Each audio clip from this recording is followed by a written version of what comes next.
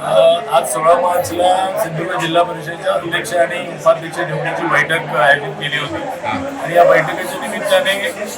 महायुतीकडून आपण भारतीय जनता पार्टीचे प्रबळ निशाणीवर निवडून आलेले प्रमोद मधुकर कामत जे बांधा जिल्हा परिषद गटामधून निवडून आले त्यांना आपण या जिल्हा परिषद अध्यक्षपदासाठी उमेदवारी दिली आणि आमचे मित्रपक्ष घटक पक्ष असलेले सेनेकडून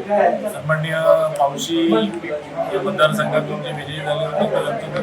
तुकाराम उर्फ दादासाहेब यांना उमेदवारी दिली. दोन्ही आमचे अध्यक्ष आणि उपाध्यक्ष पदाच्या उमेदवारांनी आता सगळ्याच 41 आमचे सदस्य सगळेच प्रमुख पदाधिकारी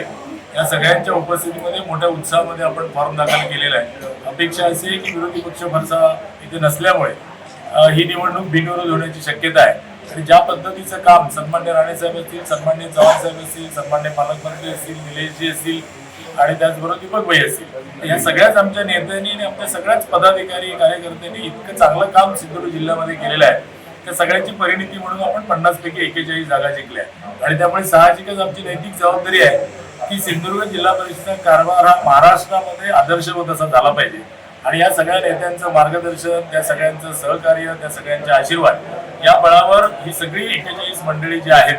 ती सगळी मंडळी सुंदर असा कारभार, पारदर्शक असा कारभार या सिंधुदुर्ग जिल्ह्याला पुढे नेणारा, विकासापथ नेणारा राणेसाहेबांचं जे GDP वाढवण्याचं स्वप्न आहे किंवा आमची सगळीच लोक ज्या पद्धतीचे प्रयत्न करत आहेत त्याला हातभार लावणारं काम या सगळ्या आमच्या टीमकडनं होईल यामध्ये कुठलीही शंका नाही.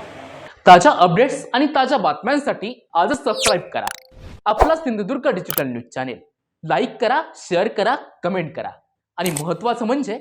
बेल आयकॉनला क्लिक करायला विसरू नका.